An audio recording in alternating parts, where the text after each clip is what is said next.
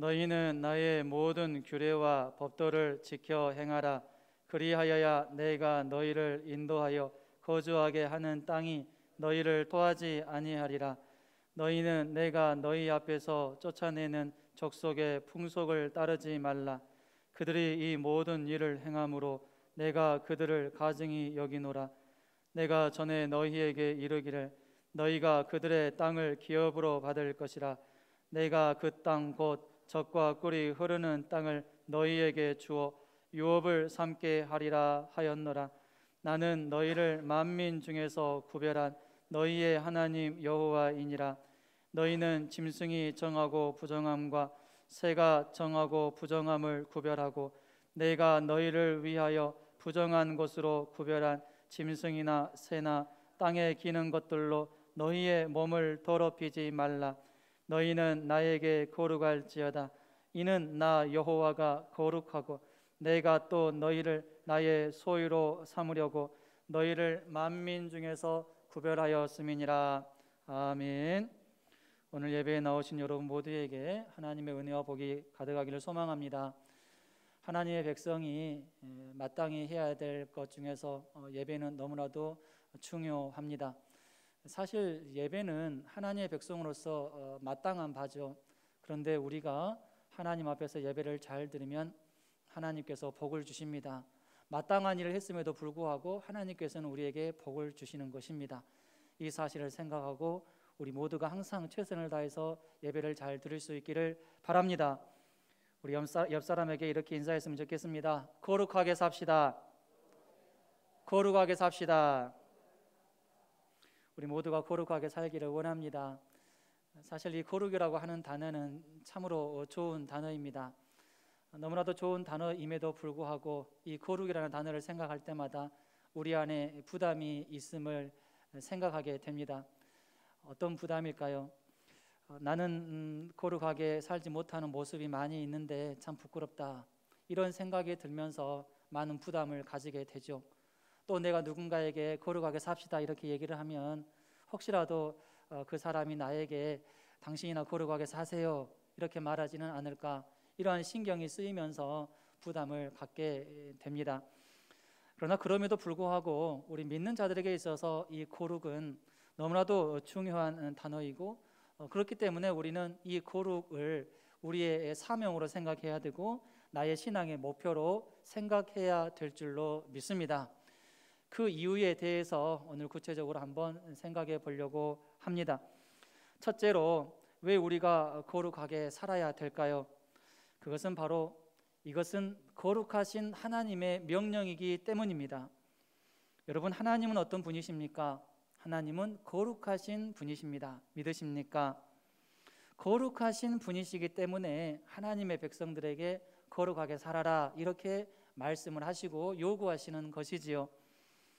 우리는 거룩에 대한 하나님의 이러한 명령을 받을 때 아멘으로 받아야 됩니다. 아멘으로 받고 거룩한 삶을 살기 위해서 내가 할 수 있는 최선의 노력을 다해야 되고 또 훈련을 잘 할 수 있어야 됩니다. 디모데전서 4장 7절로 8절입니다. 망령되고 허탄한 신화를 버리고 경건에 이르도록 내 자신을 연단하라. 육체의 연단은 약간의 유익이 있으나 경건은 범사에 유익하니 금생과 내생에 약속이 있느니라. 경건한 삶이 얼마나 중요한가 우리에게 말씀해 주고 있습니다. 사실 이 거룩이라고 하는 단어는 구별이라는 의미가 있습니다. 구별은 혼합되지 않는 거예요. 혼합된 것을 가리켜서 구별되었다라고 말하지 않습니다. 하나님은 혼합되는 것을 싫어하십니다. 특별히 하나님의 백성들이 신앙을 가지고 나아갈 때 혼합된 신앙은 하나님께서 너무나도 싫어하십니다. 하나님은 어떤 신앙을 원하십니까? 우리에게 확실한 신앙을 원하세요. 또 뚜렷한 신앙, 그리고 선명한 신앙을 원하십니다. 여호수아 24장 14절로 16절 말씀 함께 읽겠습니다. 그러므로 이제는 여호와를 경외하며 온전함과 진실함으로 그를 섬기라. 너희의 조상들이 강 저쪽과 애굽에서 섬기던 신들을 치워버리고 여호와만 섬기라. 만일 여호와를 섬기는 것이 너희에게 좋지 않게 보이거든 너희 조상들이 강 저쪽에서 섬기던 신들이든지 또는 너희가 거주하는 땅에 있는 아모리 족속의 신들이든지 너희가 섬길 자를 오늘 택하라. 오직 나와 내 집은 여호와를 섬기겠노라 하니 백성이 대답하여 이르되 우리가 결단코 여호와를 버리고 다른 신들을 섬기기를 하지 아니하오리니. 아멘. 여호수아가 나와 내 집은 오직 여호와만 섬기겠다 이렇게 고백했고, 또 여호수아의 말을 들은 그때 당시에 이스라엘 백성들이 우리도 그렇게 하겠습니다 이렇게 고백을 했어요. 여러분, 제가 한번 질문을 던져봅니다. 여러분도 대답하시기 바랍니다. 이방신을 섬기겠습니까? 하나님만을 섬기시겠습니까? 이방신을 섬기겠습니까? 하나님만을 섬기시겠습니까? 하나님만을 섬기는 우리 모두가 될 수 있기를 바랍니다. 입술로만이 아니라 우리의 삶 속에서 행동으로 증명할 수 있는 우리의 신앙이 되기를 바랍니다. 하나님은 머뭇머뭇하는 신앙을 좋아하시지 않습니다. 극히 싫어하셔요. 그리고 적당히 하는 신앙, 이것도 싫어하십니다. 양다리 걸치는 신앙, 세상과 하나님 적당히 타협하면서 나름대로 신앙생활하는 것, 이것 싫어하십니다. 하나님께서 가증히 여기시는 행동입니다. 열왕기상 18장 20절로 21절입니다. 아합이 이에 이스라엘의 모든 자손에게로 사람을 보내 선지자들 갈멜산으로 모으니라. 엘리야가 모든 백성에게 가까이 나아가 이르되 너희가 어느 때까지 둘 사이에서 머뭇머뭇하려느냐? 여호와가 만일 하나님이면 그를 따르고 바알이 만일 하나님이면 그를 따를지니라 하니 백성이 말 한마디도 대답하지 아니하는지라. 지금 갈멜산 전투에서 엘리야가 믿는 하나님이 진짜 하나님인지 바알 신이 섬기는 그 신이 진짜 신인지 대결을 하는 거예요. 1대 450대 1. 엘리야 혼자고 또 바알 선지자 450명이에요. 450대 1에 지금 결전을 벌이고 있는 것이죠. 이때 거기에 참여한 많은 사람들이 어떻게 대답합니까? 아무 대답도 하지 않아요. 말 한마디도 대답하지 아니했더라. 이렇게 성경은 기록을 하고 있습니다. 중립적인 자세를 취하는 거예요.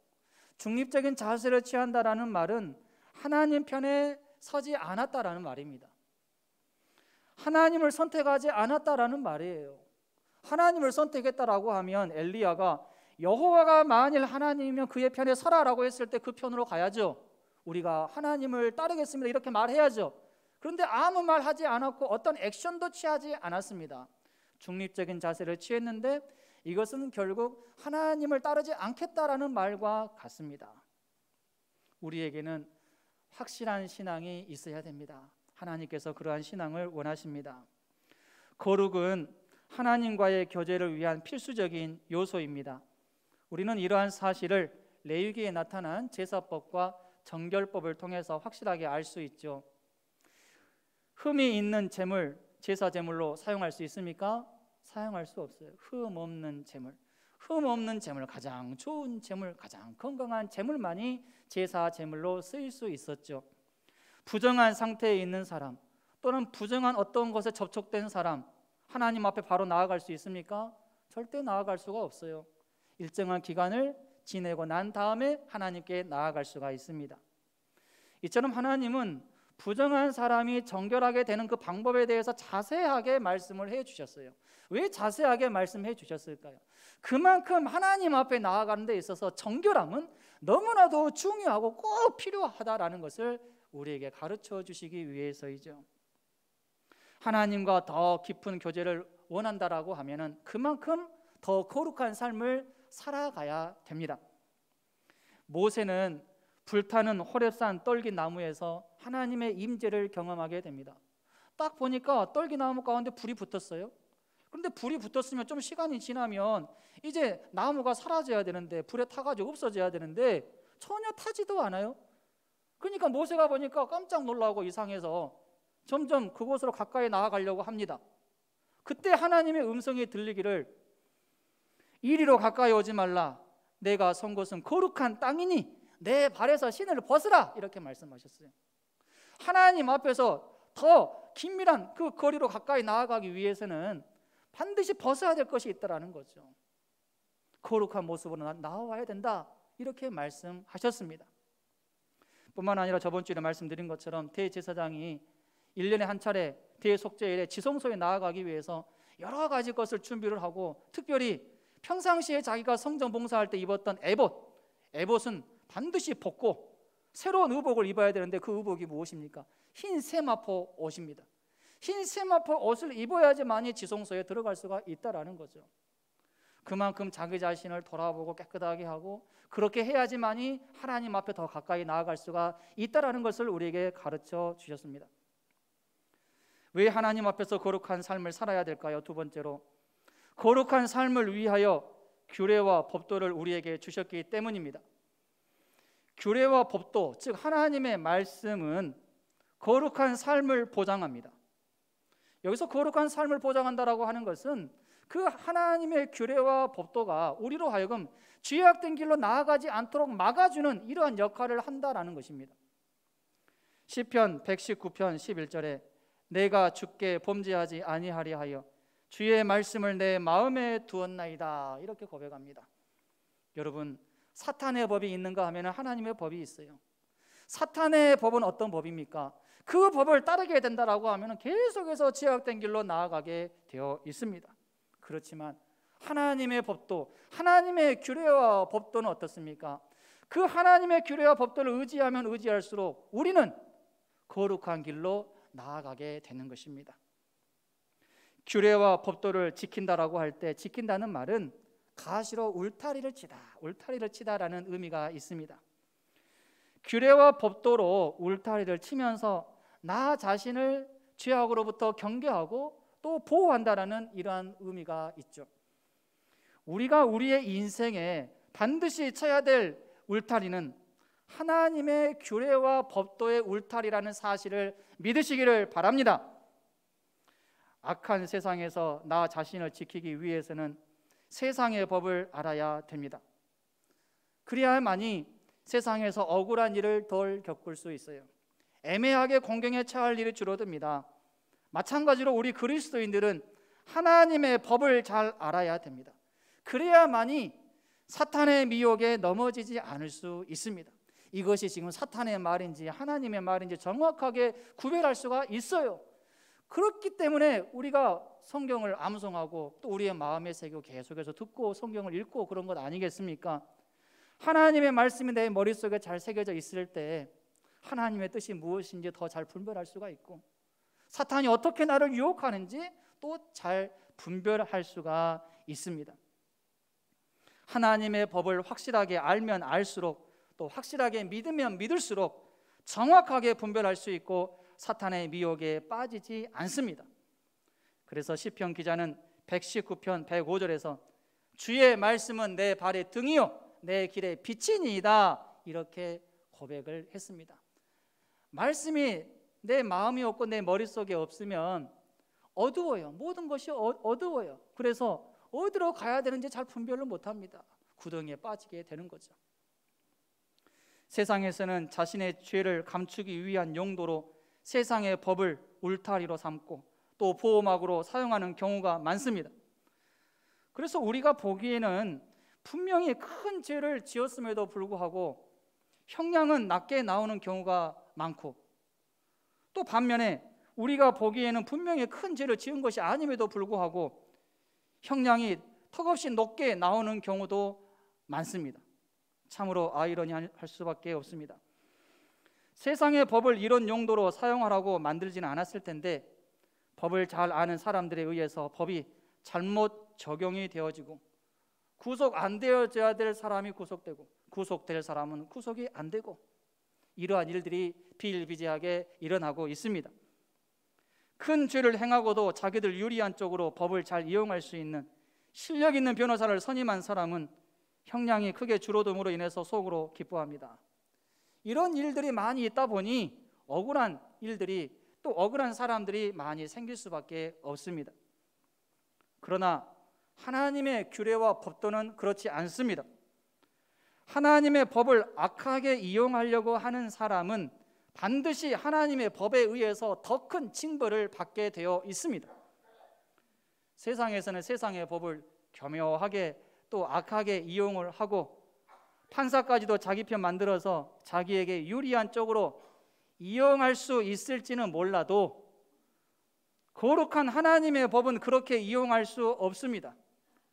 만약 거룩한 하나님의 법을 악하게 사용하는 자는 그 말씀이 그 사람을 심판하게 되어 있습니다. 사도행전 19장에 보면 사도 바울이 복음을 전하면서 또 예수 그리스도를 전파하면서 많은 능력과 치유의 역사가 나타납니다. 주 예수의 이름으로 귀신을 쫓아내고 병든 자를 고칩니다. 이것을 본 마수라는 어떤 유대인들이 흉내를 냅니다. 아니, 바울이 그렇게 큰 능력을 행하니까, 주 예수의 이름을 선포하면서 그렇게 많은 능력을 행하니까 이제 자기들도 한번 그렇게 해봐야 되겠다라고 생각을 한 거예요. 그래서 똑같이 흉내를 냅니다. 다른 귀신 들린 사람을 찾아가서 그 사람에게 이렇게 명령을 합니다. 바울이 전파하는 예수를 의지하여 너희에게 명한다, 이렇게 선포합니다. 그러자 어떤 일들이 일어났을까요? 귀신이 그들에게 이렇게 말합니다. 내가 예수도 알고 바울도 알거니와 너희는 누구냐? 이렇게 말하면서 오히려 귀신이 그들을 덮쳐서 그들이 엄청나게 곤란한 일을 겪고 도망가게 됩니다. 여러분, 하나님의 말씀을 잘못된 마음과 잘못된 자세로 받고 또 그것을 자기의 어떤 유리한 어떤 목적을 이루기 위해서 사용한다라고 하면 결국엔 이렇게 벌을 받게 된다라는 사실을 우리에게 가르쳐 주시는 이러한 사건이죠. 하나님의 법은 그 법을 의지하는 자에게 자신의 죄를 생각나게 하고 그 사람을 거룩한 삶으로 인도합니다. 거룩한 삶으로의 변화, 이것이야말로 하나님의 법이 가지는 강력한 힘이라는 사실을 믿으시기 바랍니다. 믿으시기 바랍니다. 실제로 하나님의 말씀을 읽다가 변화된 사람들이 얼마나 많습니까? 성경 말씀에 그러한 힘이 있음을 우리에게 말해주는 거죠. 디모데후서 3장 16절로 17절에 모든 성경은 하나님의 감동으로 된 것으로 교훈과 책망과 바르게 함과 의로 교육하기에 유익하니 이는 하나님의 사람으로 온전하게 하며 모든 선한 일을 행할 능력을 갖추게 하려 함이라. 하나님의 말씀에 이러한 힘이 있음을 알고 하나님의 말씀을 더 사모하고 더 의지할 수 있기를 바랍니다. 규례와 법도는 하나님의 축복을 계속 유지시킵니다. 이것이 규례와 법도의 역할입니다. 하나님께서 규례와 법도를 우리에게 주심은 복을 주시기 위해서예요. 이것이 하나님의 본심입니다. 이것을 믿어야 돼요. 오해해서는 안 됩니다. 하나님께서 우리를 귀찮게 하시려고 규례와 법도를 주셨다, 이렇게 생각해서는 안 됩니다. 오히려 우리에게 복을 주시기 위해서 하나님의 규례와 법도를 주셨다라는 사실을 믿으시기를 바랍니다. 신명기 6장 1절로 3절입니다. 이는 곧 너희의 하나님 여호와께서 너희에게 가르치라고 명하신 명령과 규례와 법도라. 너희가 건너가서 차지할 땅에서 행할 것이니 곧 너와 내 아들과 내 손자들이 평생에 내 하나님 여호와를 경외하며 내가 너희에게 명한 그 모든 규례와 명령을 지키게 하기 위한 것이며 또 내 나를 장구하게 하기 위한 것이라. 이스라엘아, 듣고 삼가 그것을 행하라. 그리하면 내가 복을 받고 내 조상들의 하나님 여호와께서 내게 허락하심 같이 젖과 꿀이 흐르는 땅에서 내가 크게 번성하리라. 하나님의 말씀 우리가 잘 따를 때에 하나님께서 어떠한 복을 주시는가 우리에게 가르쳐 주시는 말씀입니다. 하나님은 이스라엘 백성들에게 가나안 땅을 약속해 주셨습니다. 그러나 가나안 땅에 들어가는 축복을 계속해서 잘 유지하기 위해서 꼭 해야 될 일이 있는데 그것은 무엇입니까? 하나님의 규례와 법도를 잘 지키는 것이죠. 하나님의 규례와 법도를 잘 지키지 못하면 가나안 땅에 거하는 가나안 거민들을 내가 쫓아낸 것처럼 너희들도 내가 가나안 땅에서 쫓아내겠다, 이렇게 말씀하셨습니다. 레위기 20장 22절 함께 읽겠습니다. 너희는 나의 모든 규례와 법도를 지켜 행하라. 그리하여야 내가 너희를 인도하여 거주하게 하는 땅이 너희를 토하지 아니하리라. 여러분, 만약에 하나님께서 무서운 하나님이시고 또 우리를 벌하시려고 하셨다라고 하면 살기 위한 방법으로서의 법을 전혀 말씀하시지 않았을 것입니다. 우리가 죄를 짓고 살아가고 있을 때 하나님께서 그냥 내버려 두셨을 거예요. 하나님이 무서운 하나님이셨다면, 정말 그 하나님이 맞다면 우리가 죄악된 길로 나아갈 때 전혀 간섭하시지 않으실 거예요. 내버려 두실 거예요. 자신의 그 죄로 인해서 다 죽도록 내버려 두셨을 것입니다. 그런데 하나님께서는 하나님의 규례와 법도를 이스라엘 백성들에게 수차례 말씀하셨어요. 계속 말씀하십니다. 제사법과 정결법에 대해서 말씀하셨어요. 어떻게 하나님 앞에 나아가야 되는지, 어떠한 자세로 나아와야 되는지 말씀하십니다. 선지자들을 세우십니다. 선지자들을 통해서 하나님의 뜻과 메시지를 가르쳐 주십니다. 그렇게 살아서는 안 된다. 지금 하나님의 뜻은 이것이니까 너희들이 행동을 바꿔야 된다. 마음을 다시 잡아야 된다. 그렇게 말씀을 하시는 거죠. 뿐만 아니라 사랑하는 독생자 예수 그리스도를 이 땅에 보내주셨어요. 예수 그리스도를 통해서 하나님의 뜻을 제대로 깨달을 수 있도록 그렇게 하신 것이죠. 요즘에 넷플릭스 영화 중에서 전 세계적으로 최고의 찬사를 받고 있는 드라마가 있는데 오징어 게임입니다. 저도 궁금해서 어떤 드라마인지 그래서 한번 이제 봤어요. 그런데 그 내용을 보니까 너무나도 잔인한 내용이어서 여러분들에게 추천할 수는 없습니다. 근데 이 게임을 이제 보신 분은 아시겠지만 이 게임을, 그러니까 오징어 게임을 준비한 사람이 있어요. 이 오징어 게임을 준비한 사람은 왜 이 오징어 게임을 준비를 했는지 그 이유와 명분을 말하는데, 그것은 바로 현실의 삶에서 희망이 없고 소망이 없고 절망 가운데 살아가고 있는 사람들에게 그래도 기회를 줘야 되지 않겠냐, 이러한 의도에서 오징어 게임을 준비를 했다라는 것입니다. 그래서 정말로 절망 가운데 살아가고 있는 그런 사람들을 비밀리에 접촉을 합니다.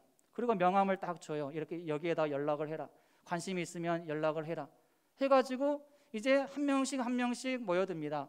456명이 모여요. 456명이 모여서 이제 이 오징어 게임에 참여를 하게 됩니다. 그리고 이 게임에서 이기는 사람은 456억의 상금을 받을 수 있다라고 그 게임의 룰에 대해서 듣습니다. 그런데 드라마를 보면 알 수 있듯이 이 오징어 게임은 사람을 위해서 준비된, 사람을 살리기 위해서 준비된 게임이 아님을 알 수가 있습니다. 사람을 죽이기 위한 게임이죠. 왜냐하면 456명이 게임에 처음에 다 참여를 했는데 게임을 하면서 게임을 통과하지 못하는 사람들 한 사람 한 사람씩 죽어갑니다. 그리고 한 사람 한 사람이 죽어갈 때마다 돈이, 상금이 쌓여요. 1억, 2억, 3억, 4억 이렇게 해서 점점 쌓여가는 거예요. 결국 어떻게 됩니까? 게임에 참여한 456명 중에서 450명이 죽습니다. 그리고 유일하게 한 사람만 살아남게 되고 그 한 사람이 456억의 상금을 받아가게 됩니다. 최후까지 남은 한 사람, 그 사람은 456억이라고는 엄청난 상금을 받았음에도 불구하고 기뻐하지 않습니다. 오히려 괴로워해요. 왜요? 이 돈은 많은 사람들의 생명과 바꾼 돈이기 때문이죠. 그래서 최후의 승자, 이 사람은 그 돈을 쓰지 않아요. 456억 중에서 단 10,000원만 씁니다. 10,000원만 쓰고 나머지 돈은 손을 대지 않아요. 자기를 위해서 쓰지 않습니다. 그리고 주인공은 이러한 일들이 또다시 반복되지 않아야 된다라고 생각을 하고 나름대로 오징어 게임을 추진한 악의 세력을 물리쳐야 되겠다라는 결심을 하면서 드라마가 끝나게 됩니다.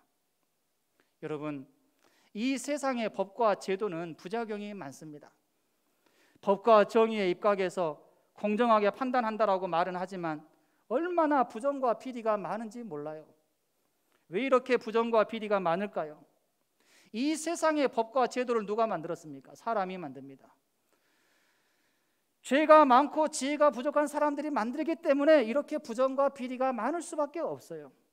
그러나 하나님의 법과 규례는 완전합니다. 부작용이 없습니다. 왜요?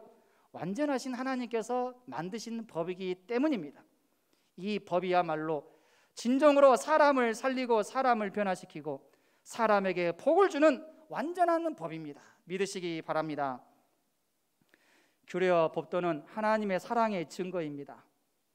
하나님은 우리를 살리기 위해서, 우리에게 살 길을 제시해 주시기 위해서 규례와 법도를 주셨기 때문입니다. 그 하나님의 최고의 사랑의 증거가 누구입니까? 바로 예수님이십니다. 그런데 그 예수님은 말씀이 육신이 되어서 이 땅에 오신 분이십니다. 예수님은 하나님의 말씀 그 자체이십니다. 실제로 예수님은 말씀을 이루기 위해서 이 땅에 오셨고, 말씀을 이루기 위해서 사셨고, 말씀을 이루기 위해서 죽으셨고 부활하셨고 승천하셨습니다. 말씀으로 사람을 살리셨고 또 치유하시고 변화시키셨습니다. 수많은 사람들이 예수님의 말씀으로 인해서 하나님의 사랑을 경험하고 변화된 인생이 되었습니다. 규례와 법도는 이처럼 하나님의 사랑의 강력한 증거입니다. 왜 하나님 앞에서 거룩한 삶을 살아야 될까요? 세 번째로, 우리는 하나님의 소유이기 때문입니다. 하나님께서 우리를 보배로 택해 주셨어요. 보배로. 신명기 26장 18절, 이사야서 43장 3절로 4절입니다. 여호와께서도 내게 말씀하신 대로 오늘 너를 그의 보배로운 백성이 되게 하시고 그의 모든 명령을 지키라 화건하셨느니라. 대저 나는 여호와 내 하나님이요 이스라엘의 거룩한 이요 내 구원자임이라. 내가 애굽을 너의 속량물로 구스와 스바를 너를 대신하여 주었노라. 내가 내 눈에 보배롭고 존귀하며 내가 너를 사랑하였은즉 내가 내 대신 사람들을 내어주며 백성들이 내 생명을 대신하리니. 하나님께서 우리를 보배로 삼아 주셨습니다. 보배는 특별히 귀중하게 보관하는 값비싼 것을 의미하죠. 하나님 앞에서 우리가 보배로 이렇게 선택되었다라는 말을 들을 때 우리는 착각할 수가 있습니다. 아, 내가 그렇게 대단한 존재이니까 하나님께서 나를 보배로 택해 주셨다, 이렇게 생각할 수 있지만 그게 아니죠. 우리는 하나님 앞에서 너무나도 죄인입니다. 죄투성이죠. 우리는 하나님 앞에서 보배가 아닙니다. 진흙과 같은 존재예요. 그런데 하나님께서는 우리를 보배로 삼아 주셨고 보배로 여겨 주셨습니다. 그만큼 우리를 향한 하나님의 애정과 사랑이 크다라는 것을 우리에게 말해줍니다. 우리는 하나님께 보배로 택함 받을 만한 자격이 전혀 없습니다. 오로지 은혜입니다. 은혜 아니면 우리가 보배로 택함 받을 수가 없어요. 하나님께서 은혜가 풍성하시고 사랑에 충만하시기 때문에 우리를 보배로 삼아 주신 것입니다. 여기에서 우리는 과연 하나님은 사랑의 하나님이시구나, 이것을 확실하게 깨달을 수가 있습니다. 하나님은 보배를 빼앗기지 않으신다라고 말씀하십니다. 요한복음 10장 27절로 29절 함께 읽습니다. 내 양은 내 음성을 들으며 나는 그들을 알며 그들은 나를 따르느니라.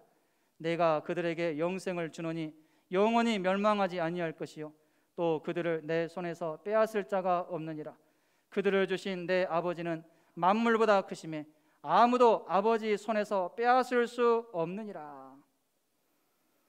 하나님은 우리를 보배로 삼아 주셨고 우리를 천국 가는 그날까지 지켜주시겠다라고 말씀을 하십니다. 그런데 하나님께서 우리에게 기대하시는 것이 있어요. 원하시는 것이 있습니다.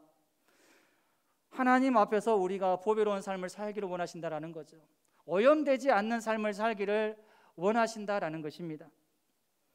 하나님께 보배로 택함 받은 자들의 중요한 임무가 바로 이것입니다. 오염되지 않는 거예요. 이 일은 우리 각자가 해야 되는 일입니다. 하나님께서 우리의 신분을 바꿔주셨어요. 보배로운 신분으로 바꿔주셨어요. 그렇다면 이제는 우리가 신분에 걸맞는 삶을 살아야 됩니다. 이것은 우리가 해야 되는 일입니다. 하나님께서 대신 해주시지 않습니다. 우리 각자가 거룩한 삶을 살기 위해서, 오염되지 않고 구별된 삶을 살기 위해서 최선을 다해야 된다라는 것이죠. 하나님께서는 에덴 동산에 보배인 아담과 하와를 거하게 하셨습니다. 그러면서 하나님은 보배인 아담과 하와가 죄에 오염되지 않도록 명령을 주셨습니다. 선악을 알게 하는 열매를 따먹지 말라. 따먹으면 정령 죽으리라. 그런데 아담과 하와는 보배다운 삶을 살지 못했습니다.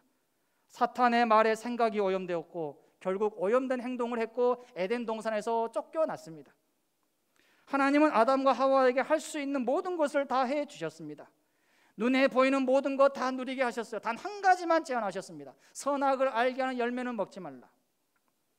그러나 사실 이 제한하는 명령도, 선악을 알게 하는 열매는 먹지 말라, 이 제한적인 명령도 사실은 하나님께서 아담과 하와를 생각하셔서 주신 말씀입니다. 왜냐하면 그것을 먹으면 생각이 오염되고 또 행동이 오염될 것을 미리 아셨기 때문입니다. 그러나 하나님은 또한 인간을 자유의지로 만드셨기 때문에, 자유의지로 주셨기 때문에 선택할 수 있는 권한을 주시기 위해서 선악을 알게 하는 열매를 동산 중앙에 놓으신 것이죠. 그런데 아담과 하와는 하나님의 그러한 배려를 무시하는 행동을 한 것입니다. 우리는 관리자의 임무를 잘 감당해야 합니다. 사실 우리에게 있는 모든 것은 하나님께로부터 온 것입니다. 하나님께로부터 온 것은 나에게 있어서 모두 보배입니다. 보배를 잘 관리해야 합니다. 관리한다라는 말은 방치하는 것이 아닙니다. 꾸준히 관심을 갖고 살펴보는 것이죠. 살펴보는 것도 그냥 살펴보기만 하는 게 아니라 살펴보아서 뭔가 문제가 있고 좀 흠이 있고 고쳐야 될 것이 있으면 그것을 가장 최상의 상태로 고쳐나가는 것, 이러한 자세로 살펴본다라는 것이죠. 여러분, 우리가 보배다운 삶을 잘 살아갈 수 있기를 바랍니다. 하나님께서 우리에게 많은 것을 주셨어요. 너무나 많은 것을 주셨습니다. 우리는 그것을 감사하게 여기고 나에게 있는 모든 것을, 또 특별히 내 몸을 잘 관리해서 보배다운 삶을 잘 살아야 하겠습니다. 이제 말씀을 정리합니다. 하나님은 우리에게 이렇게 말씀하십니다. 내 앞에서 거룩할지어다. 사실 이 말씀은 우리에게 많은 부담이 될 수 있습니다. 그러나 이 말씀을 부담스럽게 여기지 맙시다. 왜냐하면 하나님은 우리에게 복 주시기 위해서 이 명령을 하시고 우리와 더욱더 친밀한 교제를 하시기 위해서 이 명령을 하셨기 때문입니다. 우리는 하나님의 자녀이기 때문에 기본적으로 하나님께 나아갈 수 있고 하나님과 교제할 수 있어요. 그러나 그렇다라고 해서 내가 타락한 모습으로 살아간다면 거룩한 하나님과는 더욱더 깊은 교제를 할 수가 없습니다. 죄 때문에 하나님께 더 긴밀한 이런 교제를 하고 싶어도 할 수가 없다라는 것이죠. 오히려 하나님께로부터 큰 책망과 벌을 받게 될 것입니다. 그러나 책망과 벌을 내리시는 것도 결국에는 우리로 하여금 회개하고 변화되어서 거룩한 삶을 살게 하시기 위한 그런 하나님의 의도와 목적이 있습니다.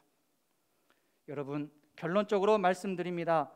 나에게 거룩할지어다는 하나님의 명령은 우리를 너무나도 사랑하시고 우리와 더 깊은 교제를 갖기를 원하시는 하나님의 사랑의 메시지임을 믿으시기 바랍니다.